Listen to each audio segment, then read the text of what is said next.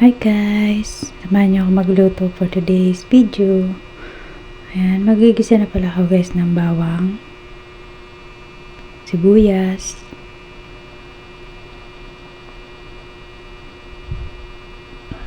luya. Ayan, gisa-gisa lang natin guys hanggang sa lumabas yung aroma. Then, lagyan na natin yung manok. Halu-haluin hanggang sa mag-combine.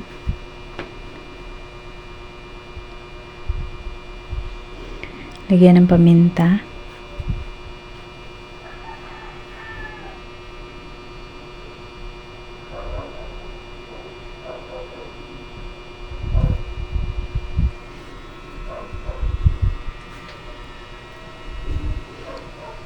Takpan muna natin guys para kumulo.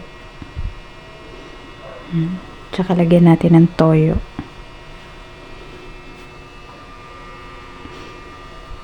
Halu-haluin.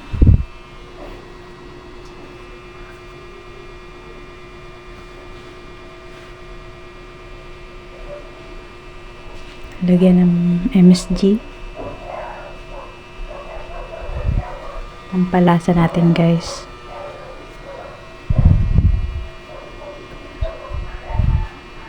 Takpan muna natin guys. Antay muna natin mag-reduce yung sabaw bago natin siya lalagyan ng gata. Para masarap.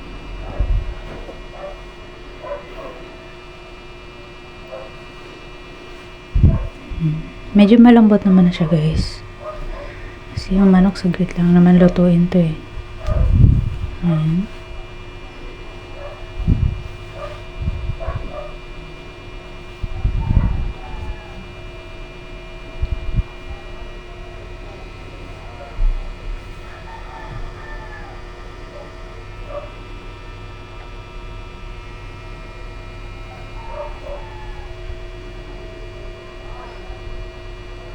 Konti na lang yung sabaw niya guys.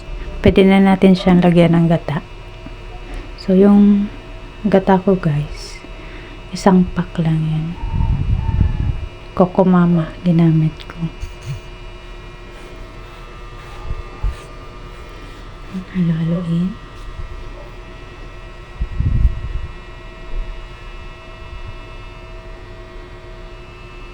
Takpan muna natin. Ayan.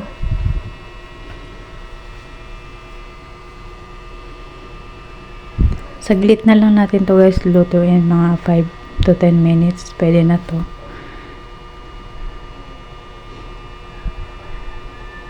Tikman muna natin kung tama na yung timpla niya. Tinanggalan ko siya ng background guys kasi maingay yung background ko. Kung kulang yung lagyan natin ng asin tsaka paminta ulit kung nakulangan kayo. So ako nakulangan, nilalagyan ko ulit siya ng paminta. Ayan, lagyan na natin yung siling green. Pwede din guys siling pula, pwede rin kayo maglagay. Masarap nga to guys, lagyan sana ng tanglad. Kung meron kayong tanglad, pwede yung tanglad. Ayan, malapot na yung sabaw niya guys. 5 minutes na lang siguro, pwede na to.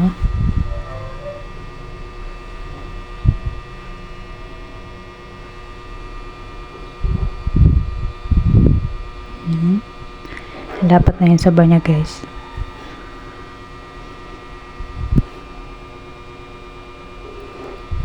Kung umabot ka sa video na to guys, paki-subscribe naman ang ating channel. Thank you guys. Thank you for watching. Luto na to guys.